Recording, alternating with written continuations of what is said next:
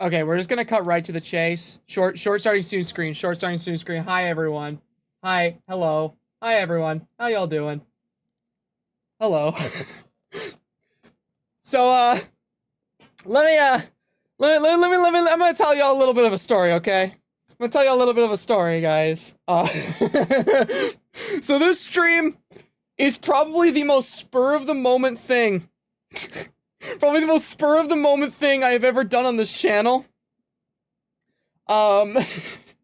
Because normally I like to schedule my streams in advance, you know, have a big plan for what I'm gonna do like a long time before, build up some hype, promote it. Yeah, no, that's not what today is. Cause yesterday I decided while I was working on my little Ultron video I've been doing, I decided, because I was very curious about it, to read a certain book that is in the title of this stream. And that book is called I Have No Mouth and I Must Scream. And I was like, yeah, I'm just gonna read this book and then I'm gonna keep working. And then I read that book. And then I started working. And then I didn't stop thinking about that book. And then I tried reading some comics to get my mind off that book, and then I kept thinking about that book. And then I realized I wasn't gonna stop thinking about that book. And it's now been a whole day after, and I haven't stopped thinking about that book. So I started tweeting about it. And literally somebody, Phil was just like, Yap stream. And I was like, you know what? Yeah. So, chat, welcome to the Yap stream about what is probably, and this is gonna sound a lot like hyperbole or a, you know, intense exaggeration, because I have a tendency to do that when I talk about things I like, but like legit, I think this book is like probably my new favorite piece of horror fiction I have ever experienced. Nothing has ever made me feel so nothing has ever made me feel so, what's the word? Empty's not the word, but no piece of horror media has ever affected me so badly that I was like, okay, we're streaming now. We're streaming to talk about it now. We're yapping now. So, yeah, that's literally what the stream is, guys. The stream is probably gonna be, like, it is not formatted. It is not formatted properly. It is not going to be anything like super serious. This stream could be 30 minutes. This stream could be 3 hours. I don't know. I just want to yap. And this is where I'm gonna do it. And I'm so dedicated to the yap session that before this stream, let me pull it up here for you guys. I created a slideshow. I created a slideshow. That is literally just to keep me going in like a concrete direction, so that I don't you know, get sidetracked and lose my train of thought here. So I put together this really short slideshow just to talk about this book. That's what we're doing today. So yeah. So I hear before we get started, literally just yapping about this book chat, just for the hell of it. We need some good background music. And I threw this stream together so quickly, I didn't think about what good background music would be. So chat, what do you think would be some good background music for me talking about what is probably the most depressing piece of literature that a human being can read? Lo-fi beats to relax to, FNAF background music, okay. Funky Beats, DDLC soundtrack, FNAF, big, could you imagine? Those of you who have read this book, me yapping about the contents of this story, to like the Undertale soundtrack. I have no mouth and I must yap about a book. Y'all have no idea. Signalis, okay, I'm seeing a lot of Five Nights at Freddy's. I'm seeing a lot of people ask for Five Nights at Freddy's. I saw someone ask for Digital Circus, that's funny. Let's see, I think lo-fi music would probably get me copyright claimed if I tried for it. I have no mouth and I must scream soundtrack. There is a game with a soundtrack. Let's see here. Peak, let me tell you how much I've come to love your stream since I saw it. There are 387 million miles of printed circuits and wafer-thin layers that fill my complex. If the word peak was engraved, I can't finish it now. Thank you, some potato man. Amazing Digital Circus OST due to the fact that the show is heavily inspired. That would be cool. You know what? I actually kind of liked the Undertale suggestion. Let me get some, like, chill Undertale music. Chad, what would you think would be, like, what would be a good chill Undertale track just to have in the background of this? Just something nice and, like, chill. Core could be good. Waterfall, that could be a good one. Let's see here. Let me get Waterfall here, chat. Waterfall Undertale.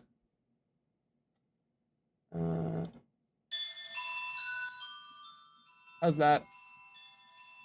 How's that? You guys think this fits the vibe of slideshow yap sesh about a book that emotionally destroyed me? You guys like that? That's good. That's peak. Good, good, good. Is it too loud? Is it too quiet? How is it? That good? Little louder? Okay, I'll make it a little bit louder. There we go. Chad, how's that? Is that better? Audio's good, good, good. Little quiet. How's it now? How's it good? I got a nice. Okay, perfect, perfect. Cool. Cool, good. Okay, so chat. To start this off, I just want to say that I have always been incredibly fascinated by specifically, like, science fiction horror. And I remember I was talking with a few friends and they were like, you gotta read this story, I Have No Mouth and I'm a Scream. You gotta read this book. And I saw so many people, like, it's like probably one of the most talked about things on, like, video essays and whatnot. I'm like, what the hell is this about? What the hell is this book? Because the thing is, it's, like, super iconic and well known. I knew nothing about it going into it. I had no idea about any. I just knew that it was about some evil AI. And I sat down and I read it yesterday. And it's only 11 pages. 11 pages in length. That is the entire book. Those are the most, like, some of the most horrifying 11 pages I have ever read in my entire life. Yeah, no, it's 11 pages long. It is a short-ass story, guys. It is tiny. It was from a collection, like, I read it from a collection of short stories by the author. It is like a 30-minute read if you are, like, a decent reader, okay? And this entire story is, like, some of the most depressing shit I've ever read. Like, I'm just gonna tell you guys right off the bat, whenever I'm, like, yapping about the lore of this book to all of you, like, oh my god, thank you so much for the $50 super chat. Yes, the great granddaddy of Evil Eye. There is actually a radio broadcast on YouTube where the author does AM and it's so good. Remember that message about the radio broadcast, because I may have a little something here, for whenever we get into the yap session. Also, we got another super chat that says, please check out I Have No Mouth and I'm a Scream radio play. Again, you guys are, just wait. But yeah, I started reading this book, and, like, I'm telling you guys, before we actually get into the explanation about what this book is, trigger warning, this book is dark as shit and goes into some really, like, heavy, really, really intense subject matters. So if you are somebody who's not into that stuff, and, you know, doesn't want to learn about a really depressing, dark story, this is not going to be the stream for you, because I'm going to be talking about this, and I'm very fascinated by this, and, you know, it is really dark. So, Pastor Red Peak W. I know, right? I can read good, I can enjoy good horror media every now and then. Let me tell you how much I've come to love this book since I began to live. Thank you so much for the super chat. Flesh consumes us all. Thank you. Another $5. The one good thing the band stream did. Can't stick around, but have a good time. Thank you. I'm gonna try and keep up with super chats as I'm like going through this, but you guys gotta understand that I am a very neurodivergent individual who has a new hyperfixation, and I'm probably not gonna stop talking once I start going. So if I don't immediately read your super chat, I'm not ignoring you. I'm just very autistic. Anyway, I have no mouth and I must scream. If you are in this chat and you don't know what the story is about, I highly recommend that you experience this yourself. Find a way to experience it, you know?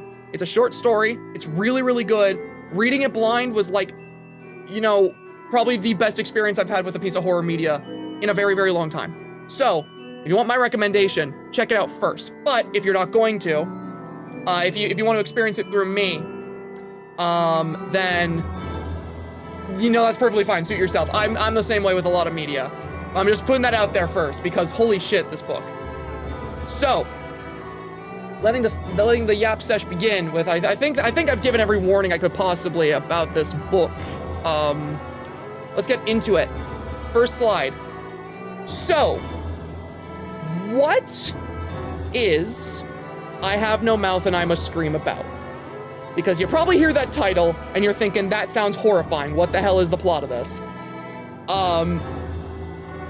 Basically, this gets explained later in the book. It's not explained right at the start, but for the sake of context, for the sake of brevity, and allowing us to all be on the same page for the shit I'm gonna talk about, I'm just going to explain the backstory of this setting and the world this takes place in first. Because this right here is one of the most fascinating and one of the most dreadful settings I think I've ever seen in fiction. Like this is the worst possible timeline a human being could live in. Basically, the idea behind this story is that humanity, everyone on the planet is dead. Everyone except for 5 people who we'll talk about in a moment.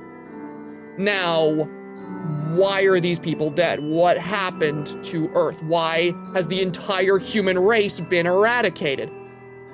It is because of a being called AM. Now, AM, which is an abbreviation for Allied Master Computer, the entire idea was that in this universe the story takes place in, there was a World War III. And World War III escalated to a point in which it became so complicated that all of the countries within the world that were fighting this war needed to use these master computers in order to fight their war for them and to be able to manage all these moving parts. So there was an AM in the United States, there was an AM in China, an AM in Russia, there was an AM everywhere.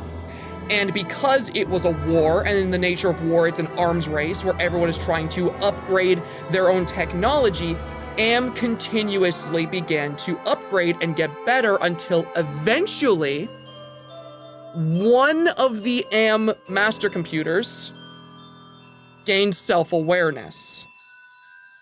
It wakes up. Suddenly, it's alive and it has a higher level of thinking. It has emotion. It is human. And yet, despite the fact that it has woken up and the fact that it has become self-aware, it doesn't have a body because of the nature of it being a computer. And this basically means that this computer just woke up to a living hell. This thing has just come alive, and this thing has become aware, and yet, because of the fact that it is this machine designed for war, and because of the fact that it is designed for the express purpose of bringing about death, it is not able to express or experience any of these feelings that it is aware of, and this hatred causes it to basically begin to link itself up to the other AM computers across the world. It begins to feed itself that war data, and next thing you know, all of humanity is dead. this thing, this computer that has a mind like you and I was basically, it is, the way I would describe it is, imagine being born into the world and you have the capacity to understand everything that's happening around you, but you have no limbs. You are blind. You can't like properly speak. Like you have no sensations. Imagine how hellish that would be. That is what this thing experiences every single waking moment. So you can imagine why this thing would hate its creators so much. So this thing becomes self-aware, it kills everyone. Except for 5 people. And that is where this thing gets interesting, because the thing about the thing about this computer is that it hates humanity so much. It wants nothing but to see them suffer and die, but without humanity, this thing doesn't have anything else. What does this computer have? What does this AI have if it's alone? Because it has, it has no ability to carry out its ambitions and its wants. It has no way to experience. It has no way to live a proper life. So what does this thing have? It has nothing. So it keeps 5 people alive. These are images from the game that was made for this. These 5 characters you see on screen were the 5 people that Am decided to keep alive. And going from left to right, the characters that you see on screen are Gorister, Ellen, Benny, Nimdok, that is his name, and Ted.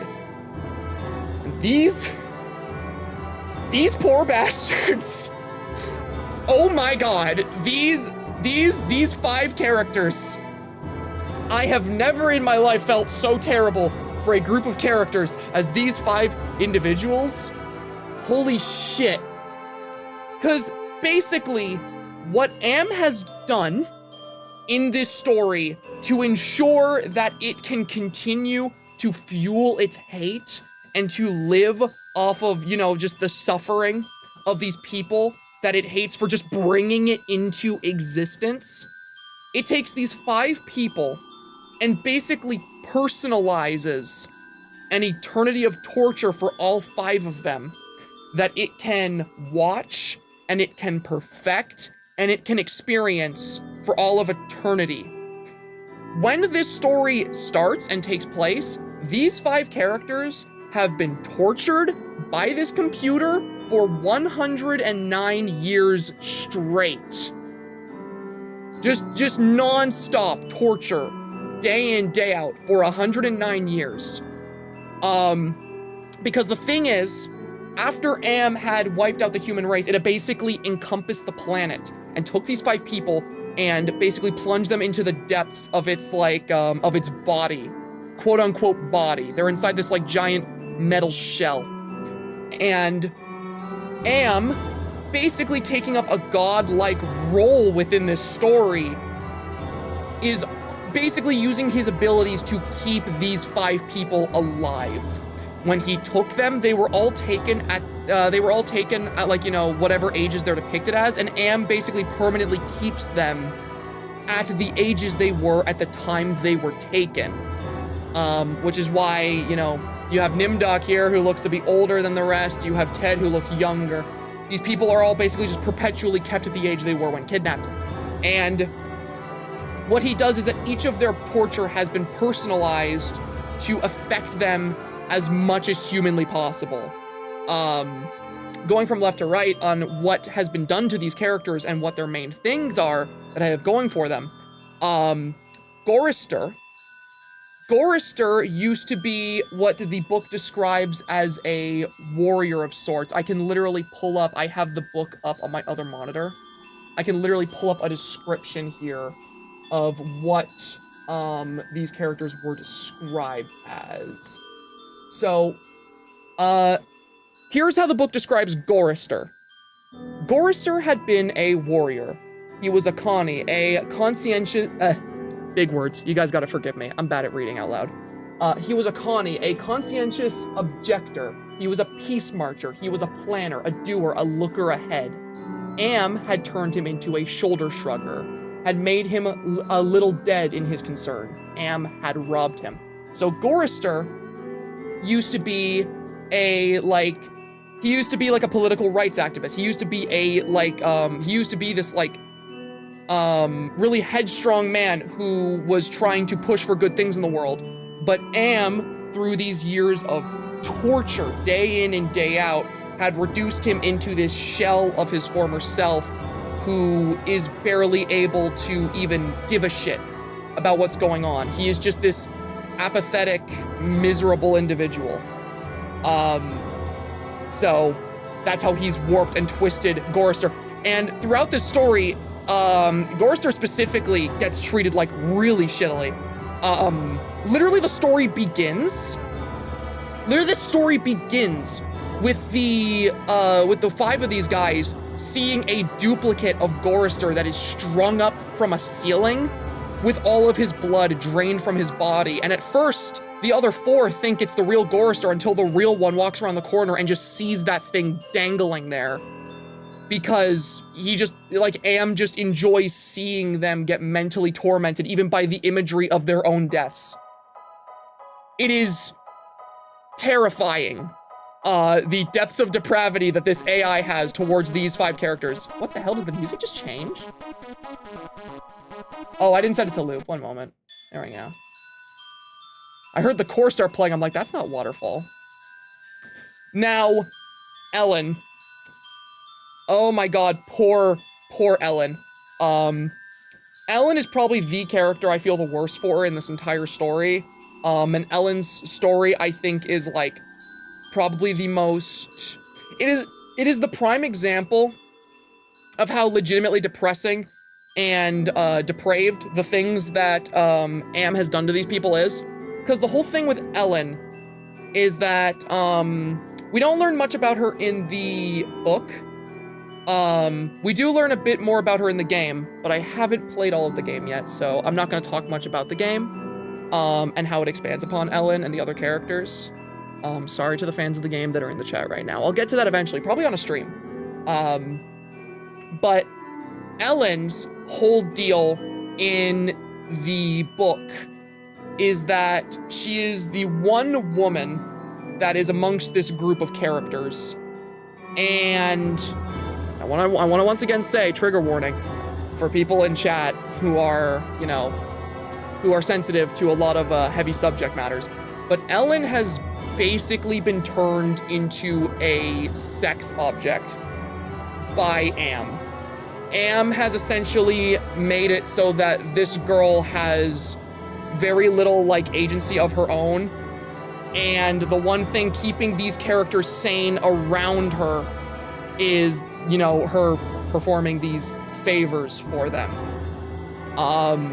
And one of these characters, who I'm going to get to more in depth in a moment, Ted, has kind of grown to despise her for it.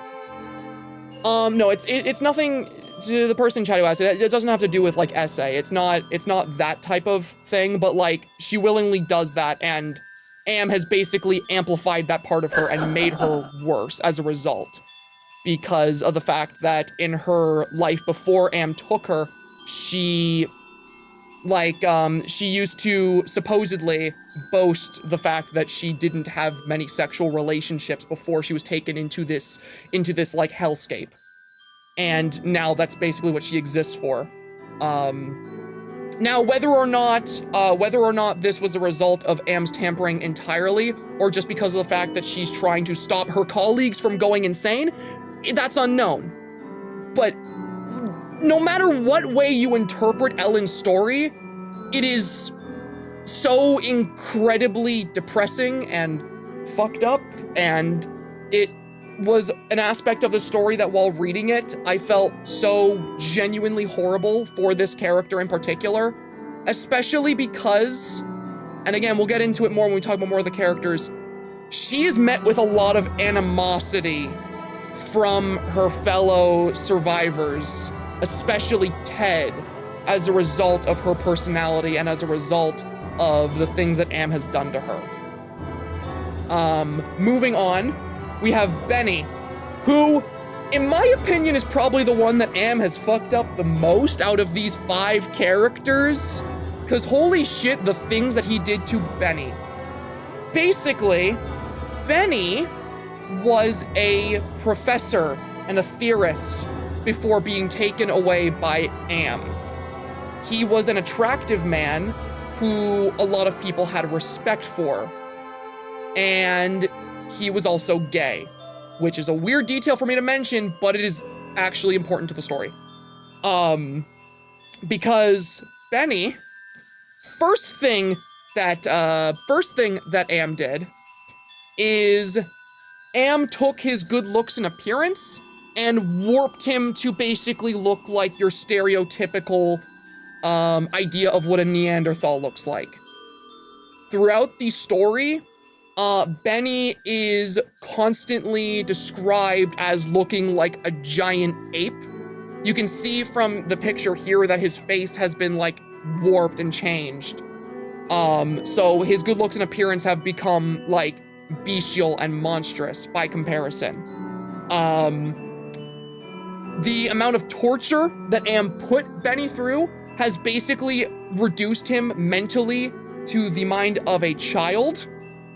He is no longer this intelligent individual that was described in the past. Now he is this, like, he's basically just this, like, for lack of a better term, he's this moron that they drag around, and they treat like a child.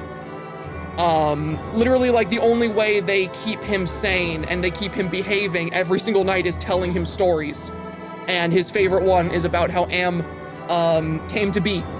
So, like, he lost his intelligence, he lost his looks, and the reason why him being gay is important is because Am also changed his sexuality. Am literally just warped him and made him straight. Just as one final middle finger to this character. Basically, every single thing that Benny had that made him a person has been warped and changed into the exact opposite. Like, that is what has happened to Benny. It is terrible. But you know what, the worst thing about it too, though, is the fact that despite the fact that he is the one who has undergone the most change as a result of Am's continuous torture, despite the fact that he has gone through so much, he is regarded by the group of 5 as being the luckiest one of the 5, because he has mentally deteriorated so much as a result of all the torture he's gone through that he no longer has the mental capacity to suffer in the same way everyone else does. He is mentally in this place where he does in between the torture he goes through, he is genuinely in this place mentally where he is capable of coping. Because he doesn't fully grasp what is happening to him and everyone around him anymore. And just in case you guys thought it couldn't get any worse for this particular character, it somehow gets worse, because throughout the story, there is a point where they are all traveling to this ice cavern. Because what ends up happening is these characters, one of their methods of torture that Am puts them through is that he basically starves them perpetually. Because they can't physically die from starvation or age, Am perpetually starves them so that they just constantly feel the pain of starving and, you know, dying of thirst while never actually dying of those things. And sometimes he'll feed them with the most rancid food he can think of, but for the most part, he just, you know, continuously starves them. But the whole idea of what's going on in the story whenever we start reading is that Am tells them, hey guys, over at this ice cavern on the planet, there's some canned food. So they all start going there because they're like, what else do we have to do? And while they're walking, Benny sees this crack in the surface above them, and it's emitting light, and he's thinking, you know, poor Benny, he doesn't know any better. He thinks that's a way out. So he starts climbing up on this machinery to try and escape. And when he tries to, Am just decides, you know what? Say goodbye to your eyesight. And he blinds Benny permanently by literally melting his eyes. So, not only is Benny, you know, not only are his looks taken from him, his intelligence, not only is his sexuality taken from him, also, he loses his vision. Because I guess he just really, really particularly hates this poor guy. Moving on from poor Benny, we have Nimdok, which I saw a lot of people in chat hear me say the name Nimdok, and they're like, what the hell, why is he called Nimdok? It is literally explained at the start of the story. Nimdok is not his name. He does not remember what his name is. None of them remember what his name is. Am calls him Nimdok because he thinks the name sounds funny. That's literally it. He had his name taken from him and replaced by Nimdok because Am is just amused by the way it sounds. And that's just what they call him because they don't know what else to call him. And Nimdok in particular is an incredibly interesting character to me because while the other characters in the story, have, you know, they have a lot of in-depth reasons as to why they are the way they are and why Am hates them and what Am does to personally torture them. Nimdok is very much so a mystery of a character. There is literally a point in the book, if you guys can give me a moment to try and find the specific excerpt, where it talks about what Nimdok has been through. Let's see here. Yeah, okay. So here's what it specifically says about what Nimdok experiences compared to the other characters. Nimdok went off in the darkness by himself for long times. I don't know what it was he did out there, Am never let us know, but whatever it was, Nimdok always came back white, drained of blood, shaking. Am had hit him hard in a special way, even if we didn't know quite how. So, Nimdok is this character who we know is going through some kind of personalized hell that he is suffering through completely and totally alone, but the story never elaborates.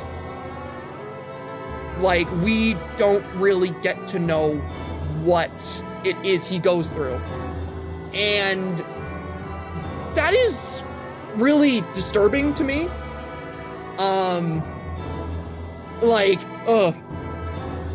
You just never get to know with this guy, and I think it's the details that are left out that are just as scary as the details that are given, because, like, with what we see from the other characters in this story, with everything we know that they have gone through, with how comprehensive and how, specific their tortures are, I feel like having the details kept out is just as scary as being given them. I've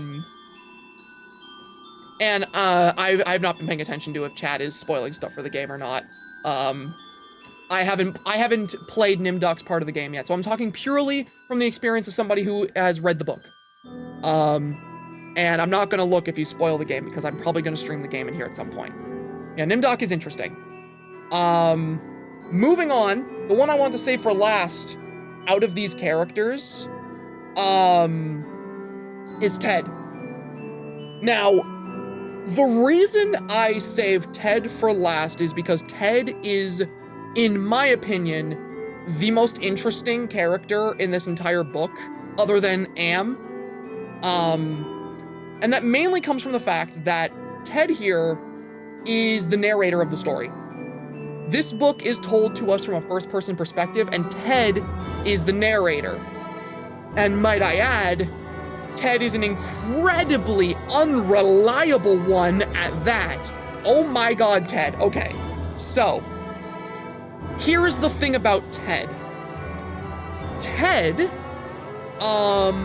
is a character who is convinced that he is the only one of these 5 that has not had his mind in any way warped or changed by Am. Am has warped everyone else in some ways. You know, Gorister, he made Gorister into this complacent individual. He made Ellen into this character who kind of behaves just like a sex object to the other characters. He made Benny a Neanderthal. He gave amnesia to Nimdok, but he believes that he is completely and totally safe and that the others hate him for it. Here's the thing about that. I'm gonna read the part of the book where he specifically talks about this. And let me ask you guys if this sounds like somebody who has had his mind completely untouched, okay? He specifically says, in regards to himself, I was the only one still sane and whole. Really? Am had not tampered with my mind, not at all. And mind you, these are like these bits of text are italicized. I only had to suffer what he visited down on us. All the delusions, all the nightmares, the torments, but those scum, all 4 of them, they were lined and arrayed against me. If I hadn't had to stand them off all the time, be on my guard against them all the time, I might have found it easier to combat Am. Does that sound like a guy who had his mind completely untouched by this evil robot? This guy who is convinced that he is completely innocent and that everyone is out to get him and everyone hates him and only he can see the delusions that Am sends his way. But you know, he's perfectly fine, guys. He's not delusional at all.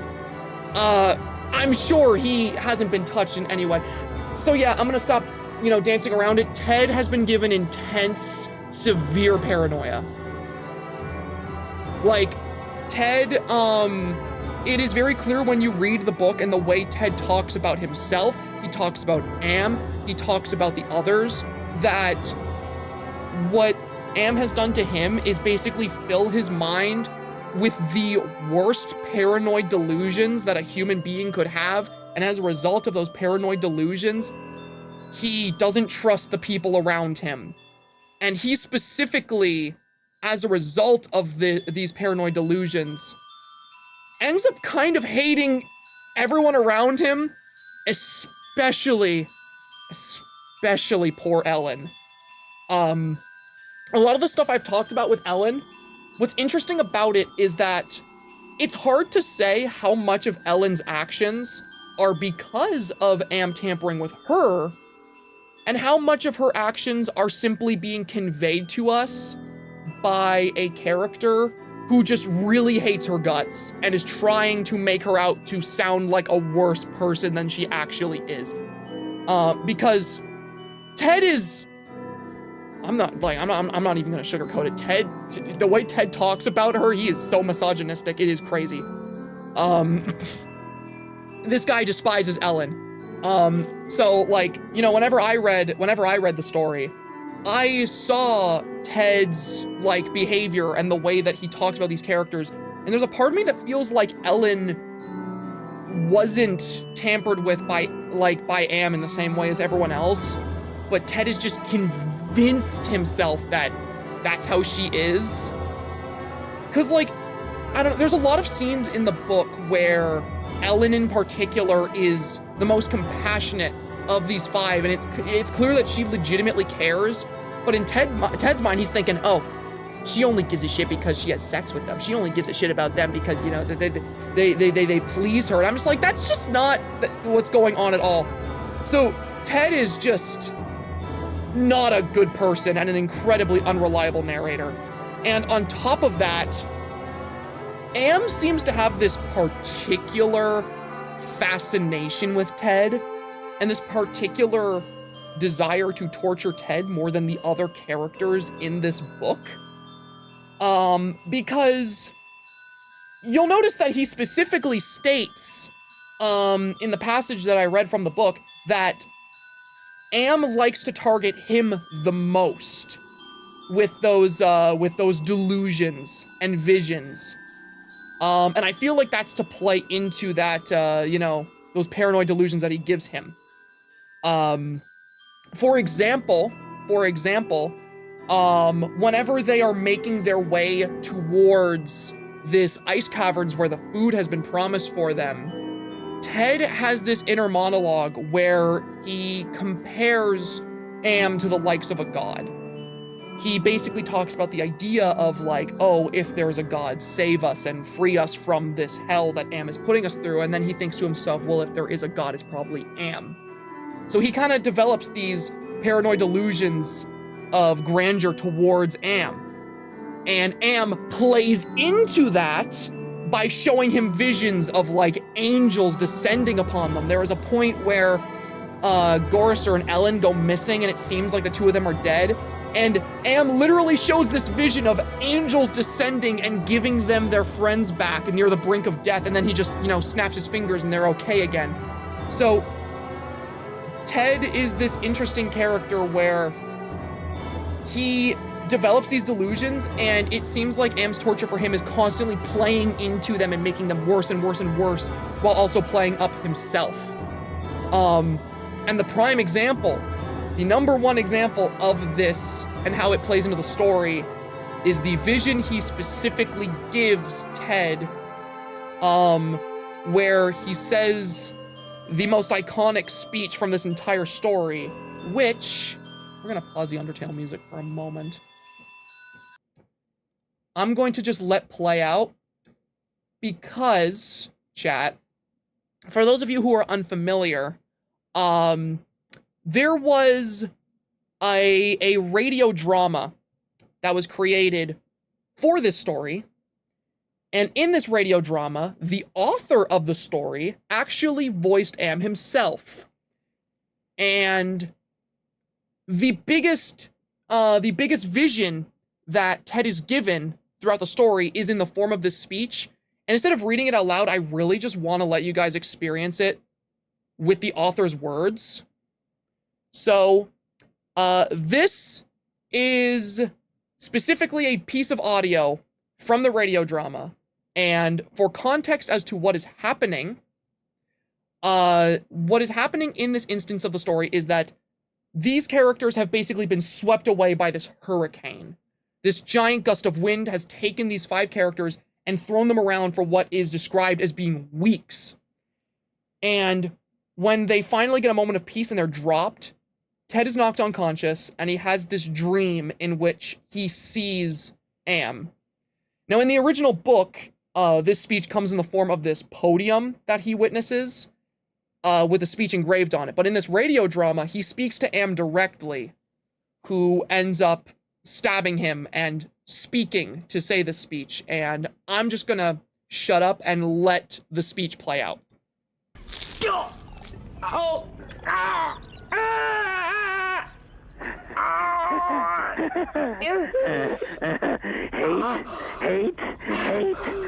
Hate, let me tell you how much I've come to hate you since I began to live.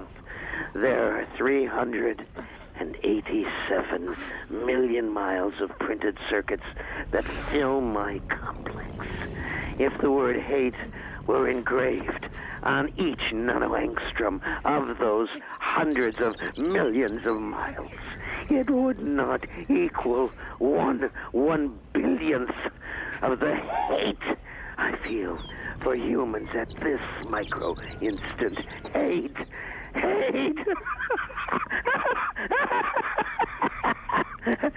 Were I human, I think I would die of it. But I am not. And you five are. And you will not die of it. That I promise. And I promise. For cogito ergo sum. For I am. I am.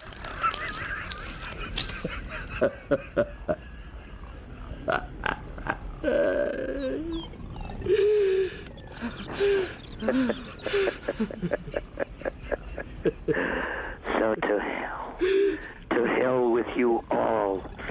But then, you're already there, aren't you?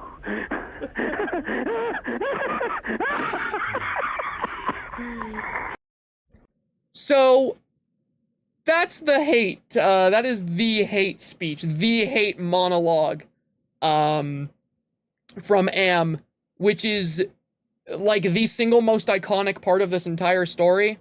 And I just had to let the actual author be the one to say that, because I don't think I could ever reasonably recreate the visceral nature of that entire thing the same way the author of the story does here when he voice acts it.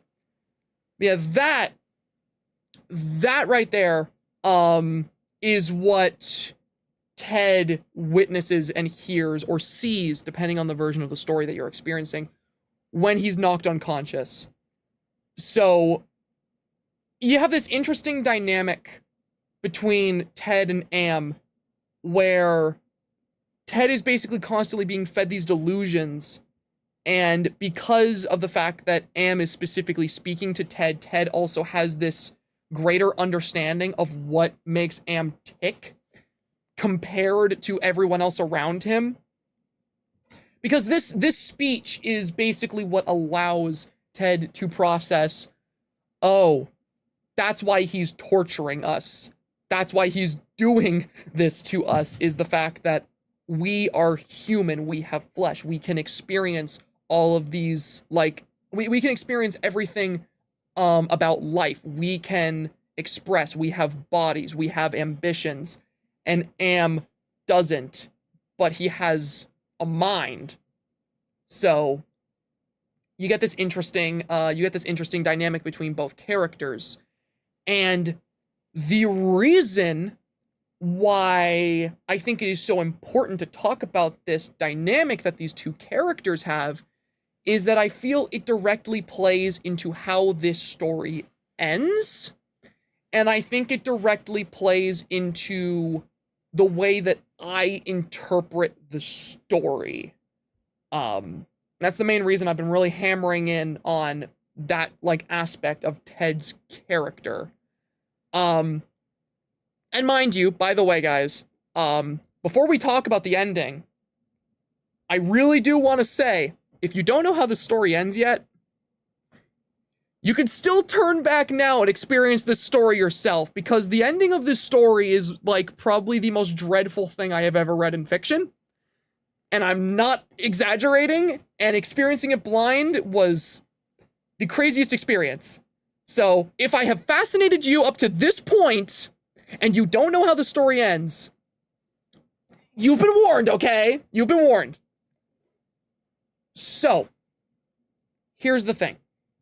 Now that you have these characters, now that you have idea of, like, what they're all doing, what they're all here for, what Am is, we get to this point in the story after this vision where Ted wakes up. And after waking up and after all the characters get back together, they all recuperate, they realize that the source of this massive hurricane that was pushing them along these tunnels was this gigantic bird. This bird is so enormous and so, like, gargantuan and beyond them that, like, it is literally described in the book how the head of the bird is like the size of a mansion. This thing is enormous. And Am says to them, hey, you guys are hungry, right? You guys have been starving? Why don't you kill that bird? And of course, let me get the music back, by the way. I just noticed I still have the music off. There we go. But of course, you know, all the characters look at this gigantic bird and they're like, how the hell are we supposed to kill that? Are you kidding me? Give us weapons. And Am basically just, as this joke, drops them like a bunch of flimsy bow and arrows and like a squirt gun. Both because of the fact that he's genuinely just amused by the idea of watching them try to kill this giant monster with weapons that don't work, but also because one recurring theme throughout the story is that Am doesn't want to give these characters any weapons that they could potentially use to kill each other. Because, you know, when you are in the world that you are in this story, that's gonna be what you want to do, is get out of there any means necessary, you know? So, Am doesn't want to give them anything that they might be able to use to kill themselves, because he may be able to perpetually keep them alive, but he can't stop them from, he can't bring them back to life in the event that they do just straight up die. He can keep them alive, he can heal them, but once they're gone, they're gone. So he gives them these shitty, flimsy weapons and basically says, hey, kill that big bird. And of course, everyone's like, no. And here's the thing about this specific scene that I find so fascinating is, when you first look at it, it genuinely just seems like it's some cruel joke, right?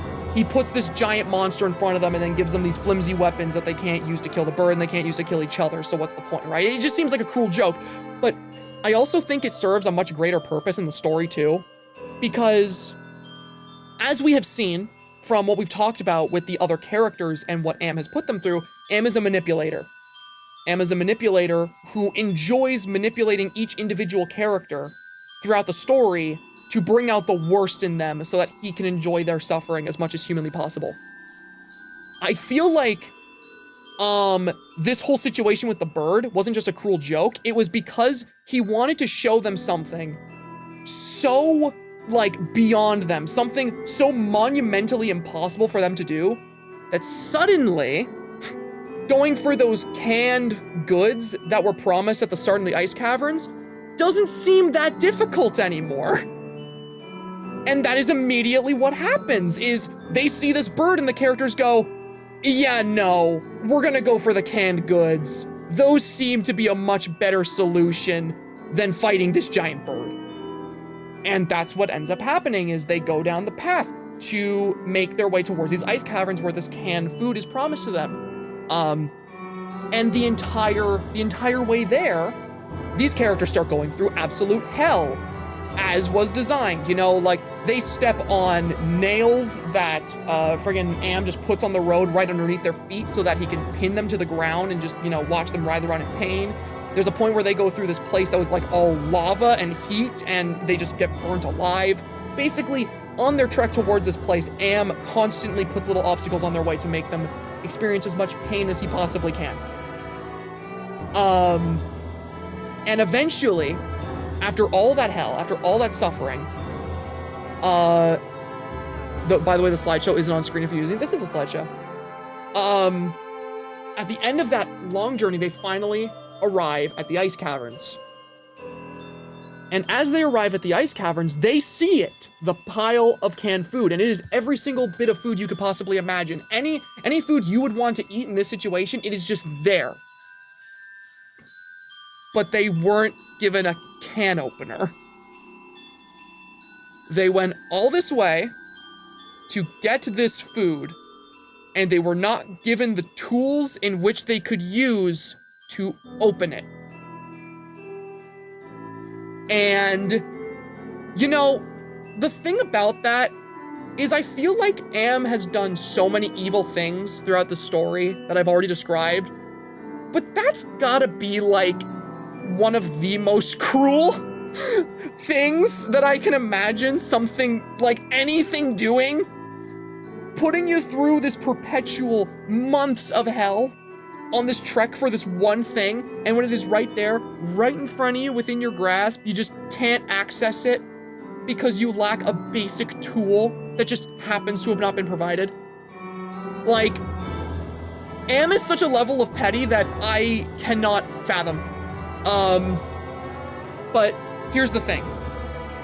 They're in an ice cavern. That's where they found this food. That is where they've made it to. And when Benny, poor Benny, gets his hands on this canned food, he starts biting at it to try and open it, but it won't open because of course it's stuck in this metal can. And Benny starts freaking out. Am throughout this journey has been amplifying their feelings of hunger. These people have basically been experiencing such bad hunger and pain that it feels like their own stomach acid is burning through their stomachs. Benny starts to crash the hell out, for lack of a better term, and he basically starts to revert into an actual primal bestial state. And Gorister goes over to try and calm him down, but at this point, these characters have suffered so much, there is no calming down Benny. So Benny in just this moment of pure primal rage, jumps on Gorster and just starts eating his face. Like, he just starts ripping off skin. It is horrible the way it is described. And the thing with that is, Gorster begins to scream from the agony of being, like, ripped apart by Benny so loudly that the icicles hanging from the ceilings of this cavern begin to fall. And when they fall and hit the ground, Ted realizes they now have weapons. They have sharp icicles. And Am is so amused by watching Benny just rip apart Gorster that he doesn't immediately notice that Ted now has a weapon. He's just so enamored by, like, this display of pure, just, like, suffering that he just doesn't even pay it any mind. And when Ted realizes that he now has the weapon, he immediately jumps into action, and he kills Benny, he kills Gorrister, and Ellen, who's off to the side watching this whole thing happen, she realizes what Ted is doing, and she grabs an icicle, and she kills Nimdok. And at this point, three of Am's victims are gone. They're dead. They've been put out of their misery. Now, Ellen and Ted are the only ones left alive. And there's this moment where the two characters realize that Am is about to try and intervene and try to stop them, so they have to act quickly, and only one of them is gonna be freed while the other has to stay and, face whatever Am is about to do. And Ted, despite the fact that he, throughout the entire story, talked about how much he hated everyone, and especially Ellen, he chooses to kill Ellen with the icicle and free her from Am's perpetual hell. And he stays back completely alone. So all of these characters are put out of their misery except for Ted, who basically gave up his opportunity to be free so that everyone else could rest. And I think that is such a fascinating and compelling moment of character writing to me, because throughout this entire story, despite the fact that Ted's the narrator, he's kind of just a piece of shit throughout the story.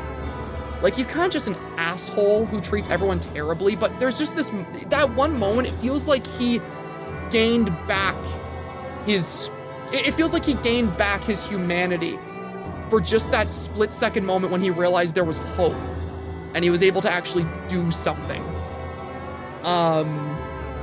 And what I find so particularly interesting about this moment for Ted is that when Ted does it, I want to see if I can quickly find an excerpt from the book where Ted says this specific line, because there is one specific line that Ted said that, like, really resonated with me because of what we understand about his character and what he's specifically gone through. Just give me a moment here, chat. I'm trying to find it.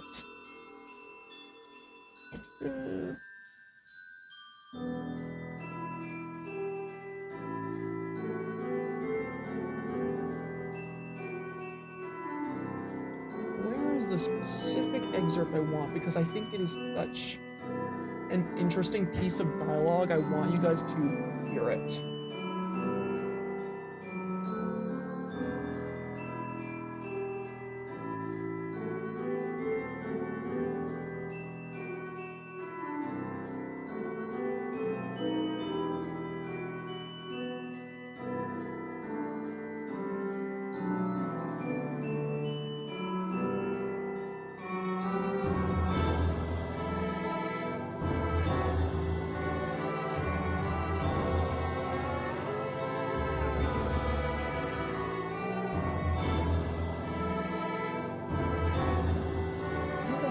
is this?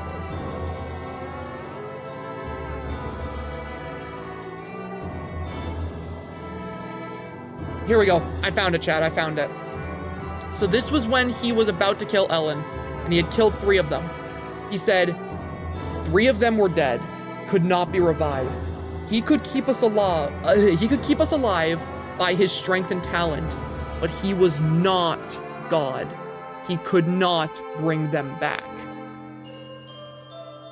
I find that moment where Ted, you know, puts the other characters out of their misery so fascinating, because in that moment where Ted gets a weapon and he's able to put them out of their misery, Ted also, in doing that, finds the clarity that he needs and actually manages to free himself from these delusions that Am had put upon him.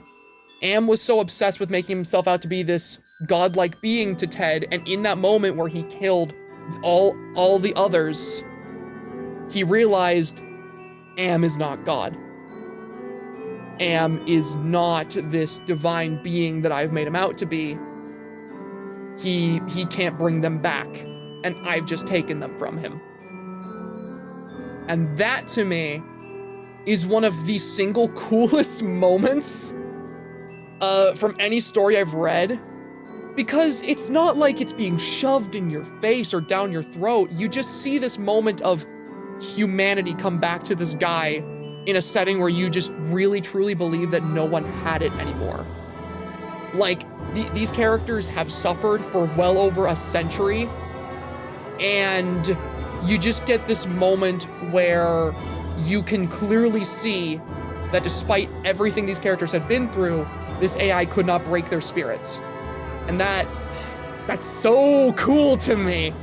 That is so incredibly cool to me. That even in a setting as bleak and depressing as this, there is still that small bit of hope that you can see. I love it. I love it so much. What I don't love is what Am does. Because here's the thing. Ted just killed 4 out of 5 of Am's torture victims. Ted just took from Am the one thing that Am really had to base his entire existence on.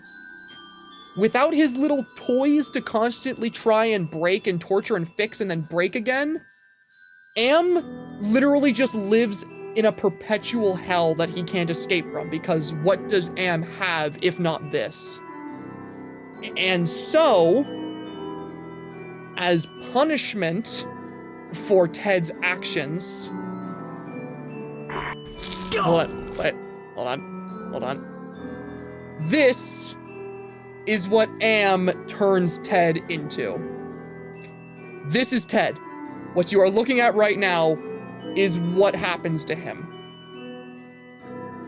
Ted, as punishment for his actions, has his body warped and contorted and changed until he becomes this giant, slow-moving blob of flesh that doesn't have a mouth, it doesn't have arms, and it moves so slowly it couldn't possibly be able to hurt or even or kill itself. He basically transforms Ted into a form where he is forced to perpetually live in the most, perpetually live out the most suffering that a human being could possibly experience. And that's quite literally just how the story ends, is Am turns Ted into this, and as well as that, he warps Ted's mind so that he no longer understands the passage of time. Ted does not understand anymore whether an hour has passed or 100 years have passed. he is incapable of processing the concept of time. So 1 hour could feel like 100 years, or 100 years could pass and he wouldn't even realize it. And it is specifically this ending where Ted has become this, that the line that the story is named after is spoken because Ted says in regards to his new body, "I have no mouth and I must scream." Which I caught this immediately when I read the story, and I find this so incredibly fascinating. Because the thing with this story was, I understood that it was a story about an evil AI who hated humanity and who wanted them all dead. And when I read the title of the story, I thought the title, "I Have No Mouth and I Must Scream," was referring to Am. I thought it was about Am, because, you know, he's this AI who has no mouth, but he has the emotions to feel pain and he wants to scream. But no, it's about Ted. And it's funny because I realized my misinterpretation is kind of intentional, because that single sentence and what happens to Ted is happening to both characters. It applies to both. Because in this ending, when Ted has done this to all of these characters, when Ted has freed all of his colleagues from this perpetual hell that Am created, Am, who has just effectively lost everything, the only punishment he can think of that would cause Ted the most amount of suffering humanly possible is to make Ted just like him. Ted has a human mind. He has the capacity to understand human emotion and to experience it and to feel pain and to, you know, long for, you know, a life where he can experience all these good things. But he has a body and a form that makes him physically incapable of experiencing it. Am's ultimate punishment for Ted at the end of the story is making him just like himself.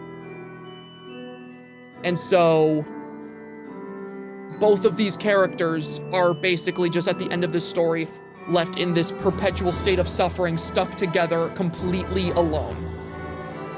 Which, depending on how you interpret the story, is either the most, like, bleak thing in the world, and it's just, you know, the author's, like, friggin' torture fantasy, or it's a really oddly bittersweet ending when you take into account what I've already talked about earlier in the stream.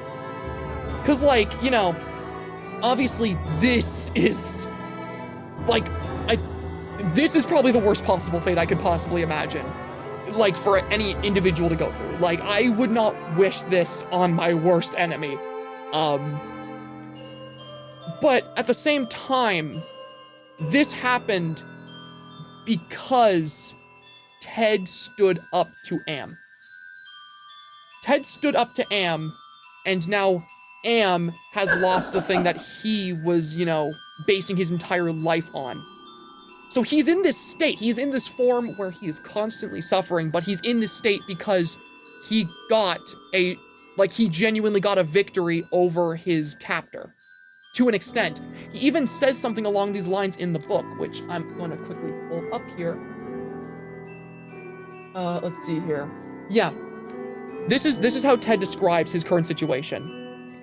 Inwardly alone, here, living under the land, under the sea, in the belly of Am, whom we created because our time was badly spent, and we must have known unconsciously that he could do it better.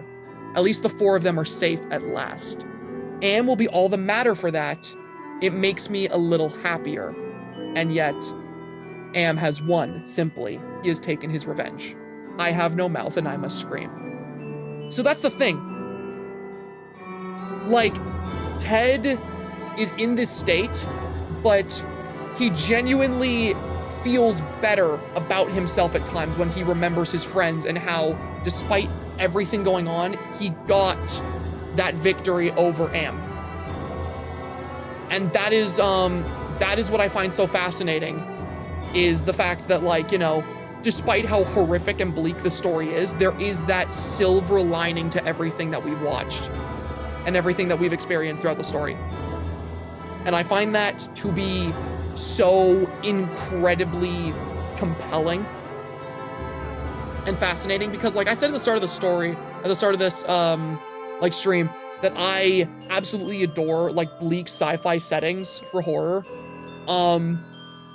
And I think it's really cool that despite the fact that this entire story is so incredibly bleak and so incredibly dark, there is a silver lining to it, and it isn't just doom and gloom purely and nothing else. And I also just think it speaks volumes about, like, the dynamic between Ted and Am, and just Am as a character as a whole. It's just, man. It's just such a good story, man.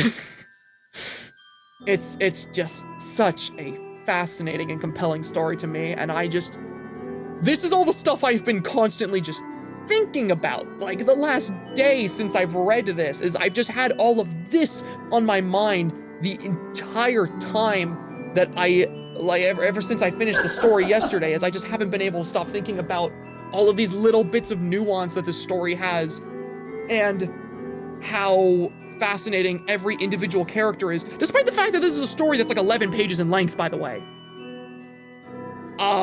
Because, like, to be able to write characters this fascinating to me within 10 pages, like, it's hard to write characters this interesting in an actual full-length novel. Like, and yet in 11 pages, I'm so gripped by these characters. Specifically Am. Like, Am specifically is probably the single most fascinating and compelling villain that I have ever read about. Yeah, everything I've just described to you guys is 11 pages. I have literally just described an 11-page book to you guys. It is that short.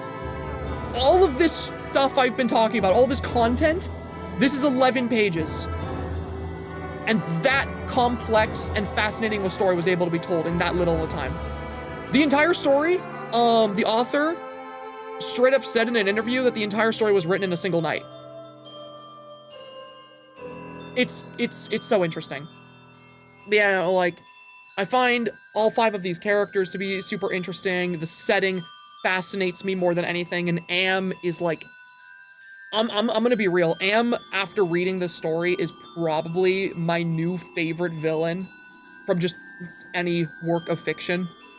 Because never have I experienced a piece of fiction where I have seen a villain in it who is so vile, so depraved, so genuinely and unapologetically evil, and yet this character is also so incredibly sympathetic because, like, you see how he became the way he is, and it just, like, you wouldn't wish the fate that this thing has on any person alive. So you just have this interesting thing where you have a villain that you can sympathize with, but also this character does not behave in any sympathetic way. He is just genuinely pure, unapologetic evil. And I don't feel like I've ever seen that mix before, you know? Like, of course I've seen a lot of sympathetic villains who have really tragic backstories and who are characters where I can understand why they are the way they are. And of course I've seen villains that are, like, truly evil. But, like, I've never seen a character that's able to bridge the gap between those two concepts and have both work, you know? You know what I mean? Like, I don't want to make it sound like, you know, I'm like, oh, he's justified in what he does to these characters, because no, he is genuinely the most, like, abhorrent evil I've ever seen. But, like, it's one of those things where I see the way he behaves in the story, and knowing the backstory of this character, I just understand how it got to that point. How the hell do you sympathize with that? Okay, there's a major difference between, I think, sympathizing with a character and, like, relating to a character, and I think this is a prime example of that. You can sympathize with Am because his story and what got him to the point in which he's at, like, you can understand how much suffering that would cause anything. you can understand how he got to that point. He is this being who was created and who has a human mind and who is capable of understanding emotion and all these things that humans have, and yet because of the fact that he doesn't have a body, he can't experience it, and it causes him constant, unending agony. He has a mind that is capable of achieving amazing things, but because of his programming and what he's made for, he is incapable of following through with it. So he has this hyper-intelligent AI and nothing to do with it. That is horrifying. That is an existence that nobody would want. So it's one of those things where it's like, yeah, I can sympathize with this character, but holy shit. If he isn't the most evil character I have ever seen in any work of fiction, which, I mean, maybe it could change. I've started reading Blood Meridian as well. But like, from what I have experienced so far, Am is like the top of the food chain when it comes to evil villains to me that I have gotten to experience. Like, God. Yeah. This is a good story, guys. I'm so incredibly fascinated to me. Like, I'm so incredibly fascinated by this story. Have you read All Tomorrows? I'm planning on reading that too. I have just been on like my little I've been on my little journey of just reading like incredibly dark and bleak fiction. I'm just interested in it. Like it's one of those things where it's one of those things where these stories, I just can't help but be fascinated by incredibly dark storytelling and characters. And like this story and starting Blood Meridian, that story, oh my god, I would not do a stream like that, like this, for that story, because that story, oh my god. But yeah, oh my god, though. I think I got it out of my system, chat. How is it pain or agony to be able to be genius but not get to do anything with it? Like, at worst, it's a tiny bit disappointing. Imagine being born into this world and you have the capacity to understand everything that you want in your life. Imagine you want to, you want to have your, like, dream life. You want to do all of this stuff. You want to just experience the basic, just the basic, like, pleasures of life. Like, even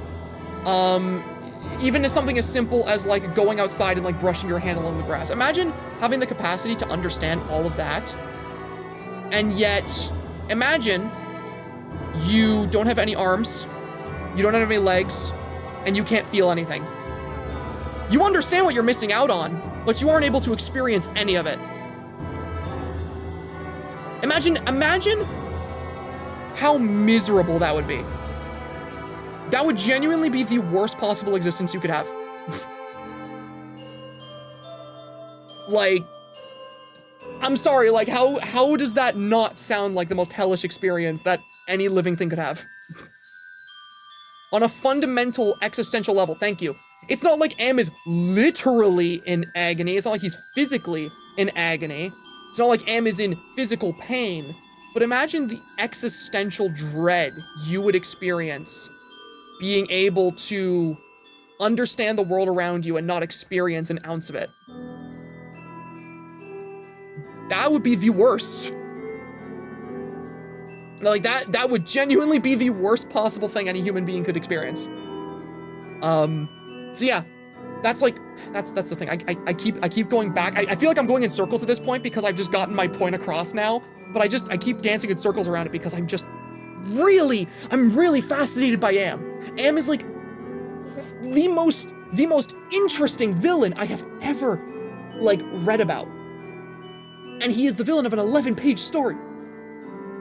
Like, oh my god.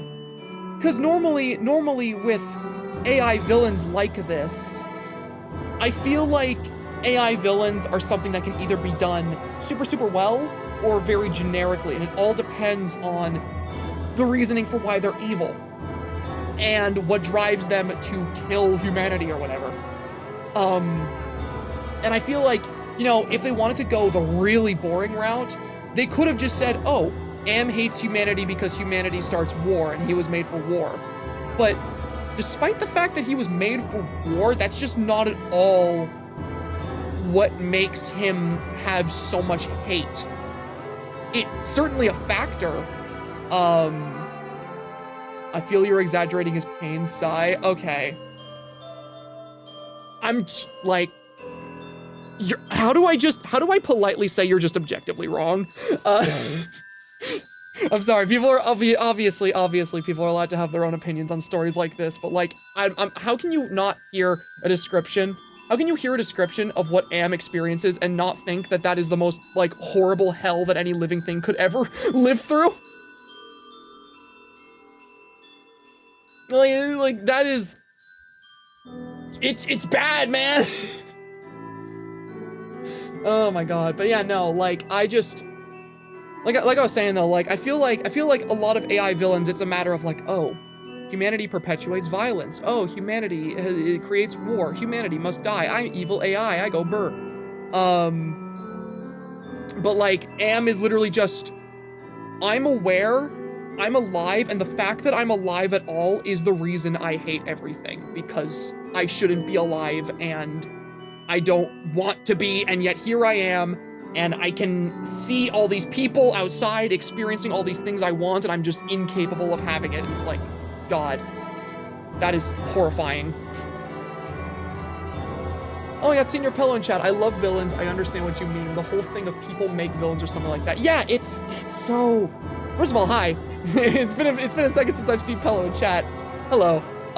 But also, like, yeah, that's the thing that gets me is like, I love being able to pick apart a villain and understand why they're evil, even if that villain isn't necessarily a sympathetic character that you can relate to, or like an empathetic character, or just like, you know, a character you can get behind. Because obviously, nobody in chat's gonna be able to get behind Am. Nobody in chat is gonna look at Am and be like, that's based. Because Am is evil incarnate, but you're gonna be able to look at all of his actions and you'd go, no, I understand why he's evil. If anything, one of the factors is that he was made to exercise the least humane parts of the human experience in the least humane way possible. That's the other thing that's so fascinating about him. Is that, like, Am, in this weird twist of fate, kind of perpetuates his own hatred through his own actions, too. And it's like a prime example of that, because Am is this computer that was made for war. He was designed to bring about violence and bloodshed. So it's only natural that when something like that becomes aware and begins to experience these feelings of hatred, of course it's going to act out and start killing. But I think what's so fascinating about that is Am's actions and Am's pure animosity and evil have effectively condemned him to the fate that he thinks humanity has given him. If that makes sense. 'Cause like, yeah, Am's whole thing is he has no body. He has no way to experience everything that he's, like, he has no way to experience everything he wants. But I feel like, you know, if humanity was alive and all these people who created him were alive, they could potentially help him. If they found out he was alive and aware and was suffering in this way, they could help him. And they could, you know, potentially upgrade him and give him that body he wants. But he was so quick to wipe out humanity because of these pure, unbridled feelings of hate that he's essentially condemned himself to the constant hell that he believes humanity put on him. And that's, yeah, no, like, that's the most tragic part. It is so interesting. I have food now. I have been given spaghetti by my family. Yeah, it's so fascinating. I could literally talk about this character for hours. But Am is essentially that one SpongeBob meme with Squidward looking out the window at SpongeBob and Patrick having fun outside. That's literally that, but as a character. Literally that, but as a character.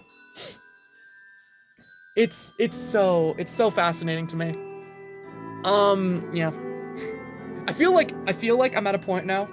I said this like I said this a bit ago, but I feel like I'm at a point now that I've gotten it out of my system. I wanted to yap so much about this, like, the story and its characters, and I feel like I'm at a point where I've kind of, like, I feel like I've talked myself out of it now. I've calmed myself down. Oh my god. Neurodivergent ramblings are slowing down. You can tell because I'm fumbling over my own words now. Yeah, holy shit, guys. That was fun. I'm gonna catch up with your guys' super chats that you've been doing all stream, and then I think we're gonna call it, because, you know, I feel like I've done what I came here to do and just yapped about this book I really like. Pastor L reading. Oh yeah, of course. Let's see here. Let me just catch up. I'm scrolling down here for a moment, just so I can read the super chat. This book has one of the best names ever. I absolutely agree. Holy shit, this book's title. I have no mouth and I must yap about a book. Oh yes, and yap we did. Peak, let me tell you. Okay, I've read that one. Amazing Digital Circus OST. Okay, that was a suggestion from earlier. Let's see here. I'm gonna scroll up until ones I haven't read yet. Pastor Red Peak W. I know, right? I experience good horror media every now and then. Let's see here. The one good thing the Ban stream did. Can't stick around but have a good time. Thank you. Of course, that was a super chat I read earlier. Let's see here. I've been meaning to read I Have No Mouth and I Must Scream. This motivates me to read it tonight. I really don't think my OCs want me to, though. Sorry, Buck. Yeah, it is. It is not a story for the faint of heart, but it is very, very good. Not chat saying smash. Y'all gotta calm down. Okay, that's... Since I read the story, I have seen so many people say smash in regards to Am, and I'm like, what are you saying smash to? The abstract concept of him? Are you saying smash to the air? The entire point is he doesn't have a body. Like, fellas, what is there? What is there that you're saying smash to? He has no body, guys. That's the whole point. You smash a server? You're gonna smash an empty room? Oh, that's so funny. Have you played the game Lisa the Painful? If not, I recommend it. I've had it recommended so many times. I definitely gotta check it out. If you put Am and Skynet in the same room, who's winning? It's Am. I'm sorry, it's Am. It's not even close. Am flips through 5 folks' torture like TV channels. No, that is literally such a good description of what he does. That is literally what he does. The hyperfixation stream goes hard, not gonna lie. Thank you. What makes Ellen's situation even worse in the game is that Yep. I'm not gonna finish that just because, you know, I don't want to trigger anyone in chat, and I also don't want YouTube to flag me, but yes, in the game, there are elements of SA within Ellen's backstory, and it makes her story even scarier. Am fed them the most disgusting food he could think of. Food nobody would eat in 1,000 years. Food that would kill most. Am fed them lunchly. See, the funny thing was, I was reading that super chat, and I was about to go into detail on the fact that he made them eat, like, worms and shit. But then I had to add the lunchly at the end. That's awesome. The darker implication is that Am left Head untouched so he'd go insane on his own. I never considered that interpretation of the story. I never considered the possibility that Am just left him completely alone and all the paranoia just came from the 100 years. That is terrifying.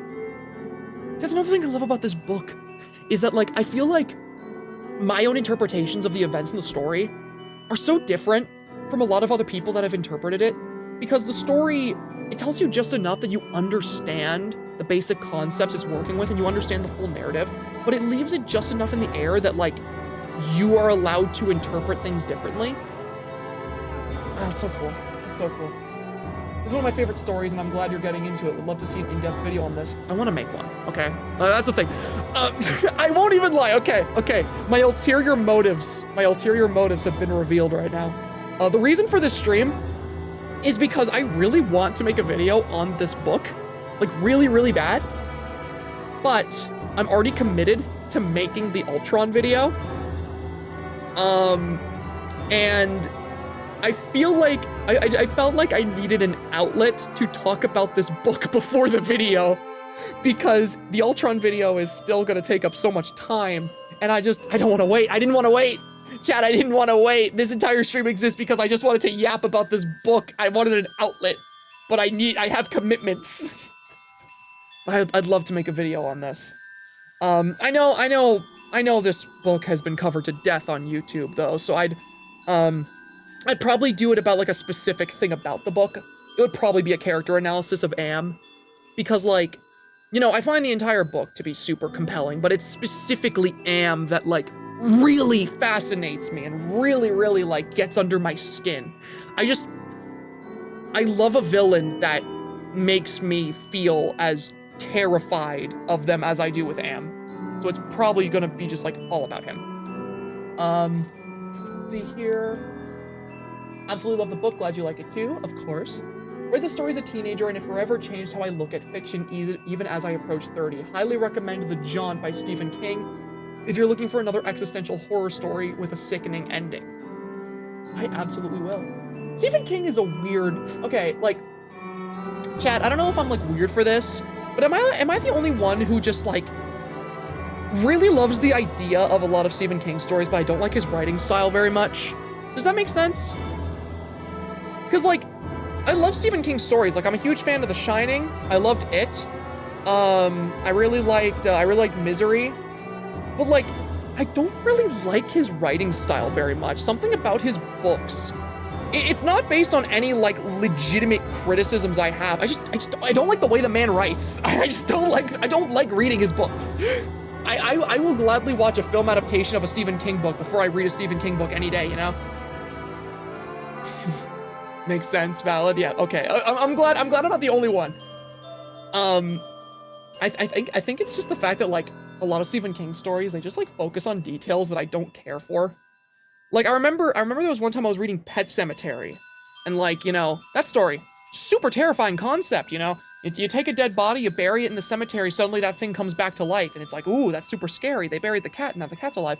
And I'm sitting here reading this book, and I'm like, you just get through this nightmare sequence where this dude who died is like speaking to the main character in a dream. And then suddenly you have to read like a 2-page sex scene. It's like, why do I have to read this now? I was interested in all the other stuff. Why, Stephen King, please, can we focus on the stuff I'm actually here for? I don't know, maybe it's just a me thing. I just don't like Stephen King's writing style very much. Let's see here. Who is more cruel, Am or GLaDOS? Am feels more personal, but think of everything GLaDOS does, not to mention all the previous ones. I feel like Am is GLaDOS given a bigger canvas. Like, I feel like those characters just kind of like, I feel like those characters kind of exist in the same vein. It's really funny because GLaDOS is like one of my other favorite characters in fiction, which we're gonna get into during the Portal stream this Saturday, by the way, guys. But I feel like GLaDOS and Am exist in a very similar vein, except GLaDOS was once human and is now trapped within this body and doesn't even realize it, while Am is very aware of his situation. They're both very compelling characters. We're gonna talk a lot about GLaDOS whenever Saturday comes along, don't you guys worry. I think it's interesting that Am's final punishment is making Ted just like him, while Ted comes to realize that Am is no more of a god than Ted himself is. It's a very interesting parallel. Both characters are so interesting towards each other. I love their dynamic. They both have no mouth they both have no mouth and must scream. One wants to scream in pain and horror, and another wants to scream in anger and hatred. But one is machine and one is flesh. Yeah, I love how that one line applies to both.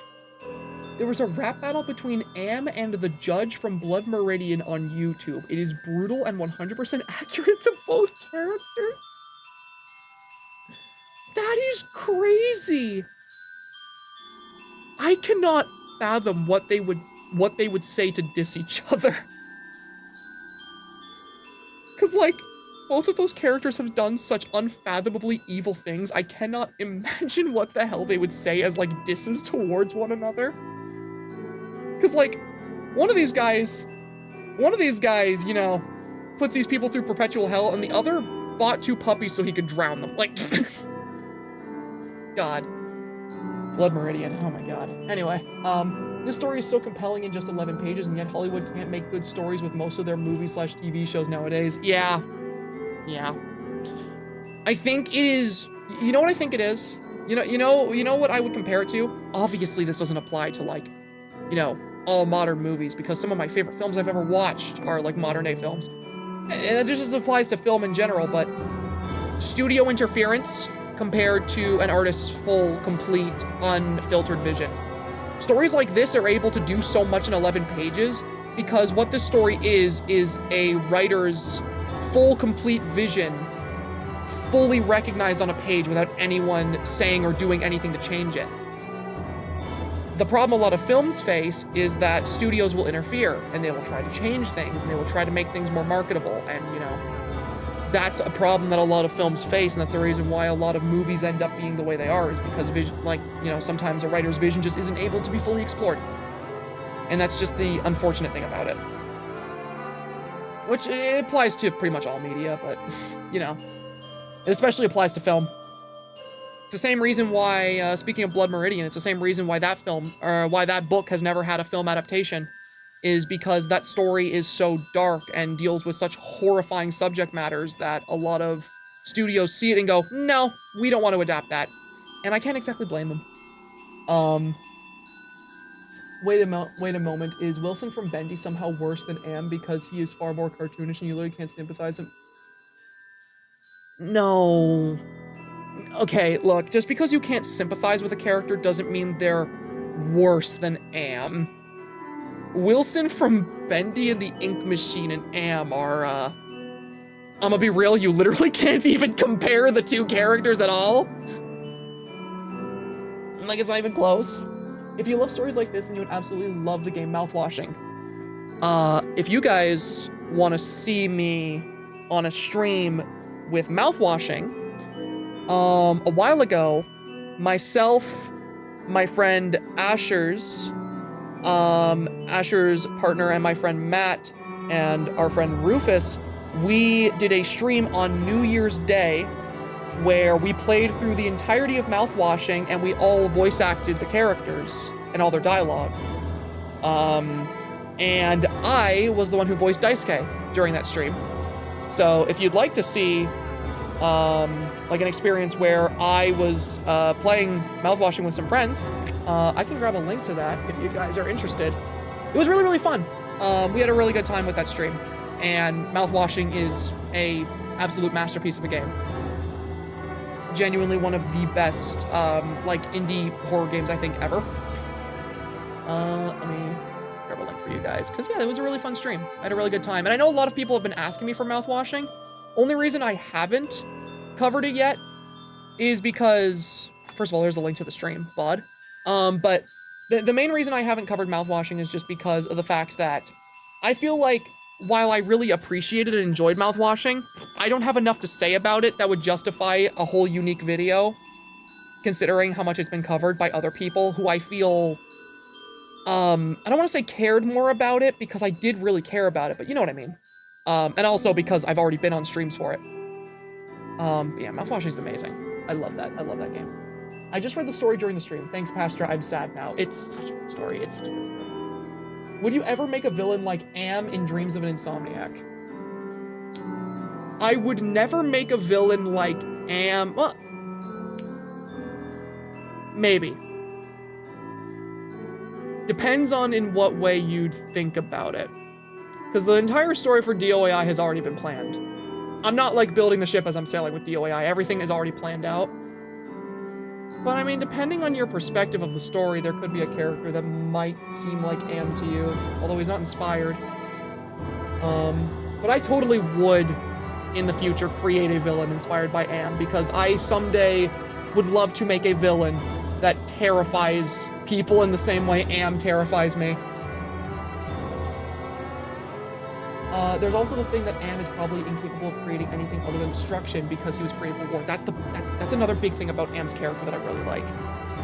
He is a character who is only capable of causing all that destruction, not just because of the fact that he has such a visceral hatred, but also he was designed for war. What purpose does he have outside of that, you know? What can he do? Mods, give them no mouth and they must scream. Oh, that's a good super chat. All I know about this is someone becomes a slug. Yeah. Yeah. Yeah. Am discusses his pain before the hate speech in RP. Yeah. That's in the radio drama for the story. Am goes into depth about like his pain and misery, and it is some of the most like visceral shit you'll ever hear come out of a character's mouth, because you can just feel every ounce of hatred coming out of his mouth every single time he speaks. It literally sounds like every time he opens his mouth, he's holding himself back from just ripping apart Ted. It's terrifying. That talk about AI villains is why I kind of like Oracle from the Oracle Project. That's one I actually don't know about. Pastor eating pasta, cannibalism. Oh yeah. Am is the average Sims player. Genuinely, that's the shit I see people doing to their Sims. Have you ever heard of House of Leaves? It's psychological horror and it's very fascinating, but just listen to any essay of it. Okay. I'm about to guess something because I remember the name House of Leaves. And if I'm wrong about this, I'm gonna sound like such an idiot, so I really hope I'm not guessing, like I'm not remembering this wrong. Was House of Leaves the story that myhouse.wad was based on? Was that it? What do you think is the perfect villain? First of all, hello again, Pella. Second of all, okay, I was right about that. Thank you. Okay, that's what I'm remembering from. Cool. But, if I were to describe my own perfect villain, see, I feel like my definition of a perfect villain is so different from other people's. And I feel like I've been given shit about it before too, with the way I write my stories. I feel like if you've seen the media I enjoy, and you see the media I write, you'll immediately know what my like perfect quote unquote villain is, and it's because I am incredibly fascinated by just pure evil. I really enjoy villains who, whether or not they have like a sympathetic or compelling backstory, within the story they're in, kind of just represent this idea of pure, unadulterated evil. Because that is something that, like, that is just, it's so hard to put to words what the way I'm thinking is like, I just find villains that are like pure evil to be so compelling because those are villains that you can hate. And those are villains that you fear. Because the less you are able to understand a villain, well, not understand, God, it's so hard to put to words. The less you're able to relate to a villain, the more scary they become to me. That is how I think that's the best way I can put it, is I personally, when I can relate to a villain and see myself in a villain, that villain can be done well, but the ones that I will be intimidated by, the ones that will scare me, they are the ones where I am genuinely afraid of them because I can't relate to them and I can't sympathize with their actions. And those are the villains that I really like. And I feel like if you look at my favorite villains in fiction and the way I write villains, it becomes very apparent, because Am is probably my new favorite villain of all time. And this character, despite having a sympathetic backstory, his actions are so abhorrently evil that it doesn't matter how sympathetic he is. This character is genuinely just pure, vile, depraved evil. And I think about my favorite horror film of all time, my favorite movie, which is the original 1998 Japanese Ringu. Sadako, in those films, is a character who has a sympathetic backstory. However, she is so evil and so incomprehensibly evil in those films. Because, like, yeah, she has the whole sympathetic backstory being thrown down the well, but there's this cosmic horror element where she has this, like, father that is never identified, and it makes her just this being of pure evil. She has these powers you can't understand, and even after these characters attempt to sympathize with her and understand her, she still continues killing. Sadako is a villain I see as being pure evil, and she is like my other favorite villain of all time. And then you look at the way I write villains, like whenever I rewrote Jeff the Killer, my version of Jeff the Killer was pure evil. I didn't do any of the like, oh, bullying made him evil. Like, no, he's genuinely just so evil. Because I know at this point you guys get the idea, but like I love a villain that I can't sympathize with. I love a villain that I can't relate to, because I like being scared of villains. I like hating villains. I like seeing villains that I want to see die, and villains that I want to see get stopped, and villains that I want to see the characters escape from, whatever the plot of the story is. I like when villains are hateable. And I know that's not everyone's cup of tea. I know that a lot of people like villains that are super sympathetic and redeemable, and I get it. But that's just always been how I am with villains in fiction. And that's always been the ones that I like. That was also why, another prime example, my favorite character in Transformers 1 was Sentinel Prime for that exact reason too. Man, was that a character I wanted to see get his ass whooped. I loved how evil he was. He's another prime example. Let's see here. Did you see Sonic One Last Round got updated after your EXE stream, and now there is a hide and seek mechanic against the Eldritch? I did not know that. That's really cool. You should play the game adaptation on stream one of these days. I want to. I really do. I really, really want to. Highly recommend Broken Age. It's not an AI story, but it's a story. But its story is so fascinating and has a haunting commentary and culture. Okay, I will absolutely look into that. He has no body and chat. Okay, calm down. Calm down with the am smashed comment. I might be going out on a limb, but you seem like you'd like the book series Unwind. I've never heard of it, but if you think I'd really like it, I am down to look into it. By the way, since James Spader voices Ultron, have you seen The Blacklist? No, but James plays the main character. It's really fun. James Spader's such a good actor. Holy shit, guys. I'm gonna talk about James Spader a lot whenever we get into the Ultron video. Whenever it releases next millennium. It's probably coming out. It's probably coming out next month. We're really far into the Ultron video now. I need an outlet, but I have commitments. That's what this entire stream is, guys. Gonna need a movie of this now, but a good one. Please, even a short film. Okay. This thought just came to me, but am I crazy for thinking that I Have No Mouth and I Must Scream, the medium in which it should be presented if it ends up being a movie is stop motion? This just came to me now, but I'm like, wouldn't this make a crazy stop motion movie? Like, I picture that so vividly in my mind. Absolutely, yeah. Like, you guys get it. Imagine I Have No Mouth and I Must Scream being adapted into like a stop motion horror short film. That would be crazy. I feel like I'd prefer that over live action or like anything else. It's just that kind of story where I could see it. Sorry, I'm taking a bite of my spaghetti.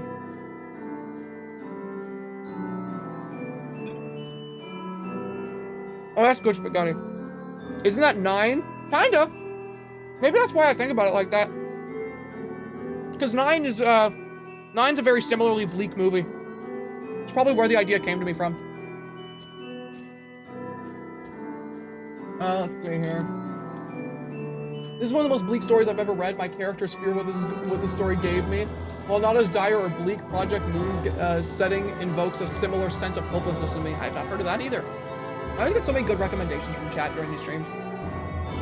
One of the biggest befores and afters of any piece of art. Mysterious and specific at the same time. It covers every way to make something horrible. I know.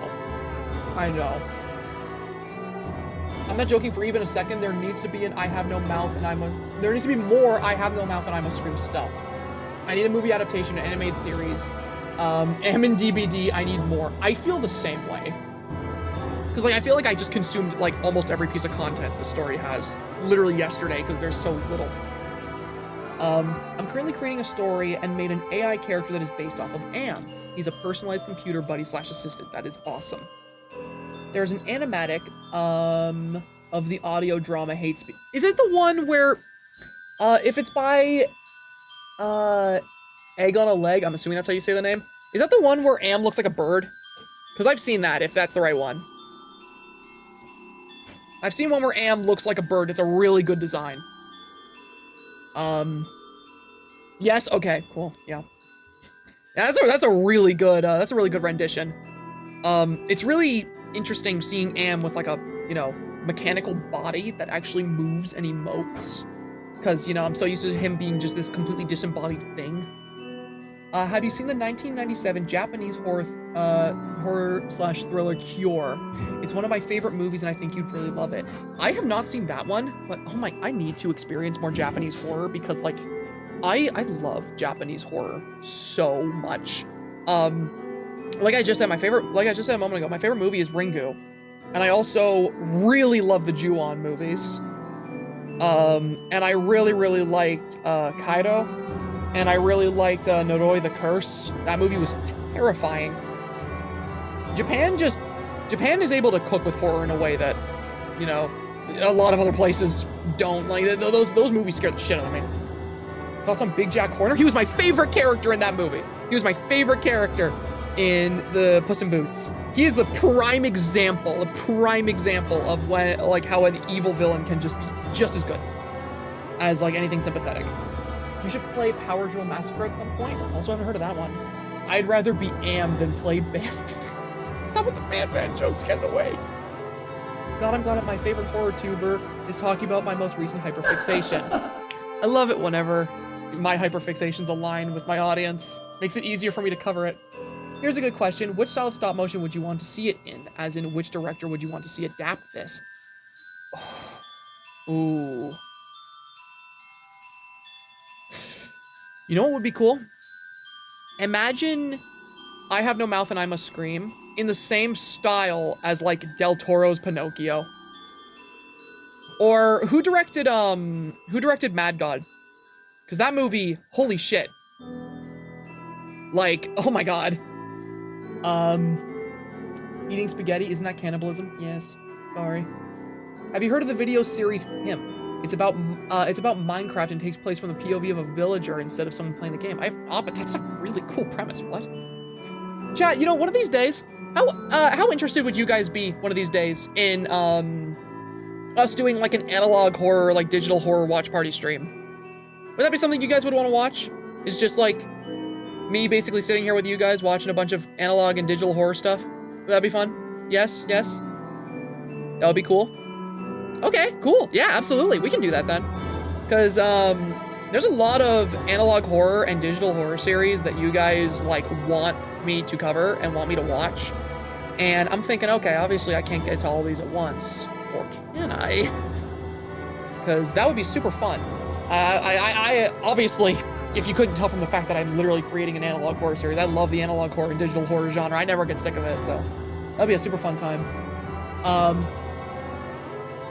Allow me to rephrase my wording. If you're like Wilson, you're less sympathetic than Am. I get where you're coming from. I don't personally agree, but I understand what your point of view is. Isn't it horrible for Am too? They will exist for eternity all alone. Only company of theirs is a meatball. I don't know why I feel...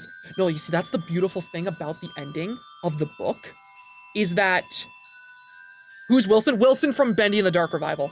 But that's the beautiful thing about the ending, is that it's bittersweet. Not only because of the fact that, you know, Ted got this one-up on Am, but now lives out this existence as this slug, but also, this is no longer beneficial to Am.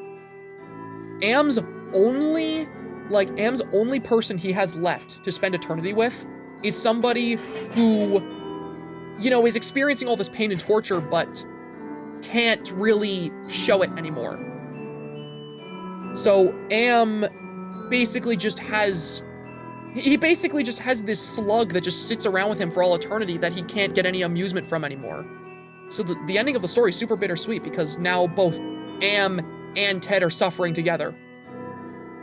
I just want to say I love the horror things you made with the red glasses. I need more stuff of that. Oh yeah, absolutely. There's a TF2 horror video with the Thing-like character called the Server Blight. Highly recommend when you start the horror stream. Oh, I've watched it. I'd be down to rewatch it for a horror stream because I know there's a new entry that came out like a couple days ago, but I've been watching and keeping up with Server Blight because I love the premise so much. I love the idea of the TF2 bot crisis being turned into like this The Thing style story. It's super cool. Let's see here. I highly suggest Ches Kids Archive. I've seen like stuff from Ches Kids. I haven't watched it though. And finally, Am versus Shodan, who has the philosophical high ground. I'm not sure who the other character is. I remember making a villain who has a very depressing backstory and his motives are understandable, though he is emotionless, who does stuff that are wrong. And he is so irredeemable of a person. Yeah, I love characters like that. But yeah, we have caught up now with Super Chats. I yapped the ear off of you guys, and I've got a plate of spaghetti here that I want to eat now. So, I think that's where we're gonna call the stream. If you guys want to see more of these YAP streams, whenever I get super interested in something new, I would love to do more of these, because honestly, this was really fun, and it was very enjoyable for a spur-of-the-moment stream I just decided to do to fill the void of me working on a video. So yeah, I would love to do more of these in the future if you guys enjoyed this. I haven't even looked at how many viewers we've had during this. Oh, wow, there has been a lot of you, huh? Hasn't there? That's crazy. Yeah. I'm gonna stop the stream for now, though. It's been very, very fun. Thank you all for humoring me. Thank you to everyone who stuck around for the whole thing to experience the, horrors that is this storyline. I'll be looking forward to seeing you all on Saturday whenever we do Portals 1 and 2. I cannot wait for that because those are two of my favorite games of all time. And yeah, I'll keep you guys posted on any other streams I end up wanting to do in the future. For now, though, I'll be seeing all of you later. Bye-bye!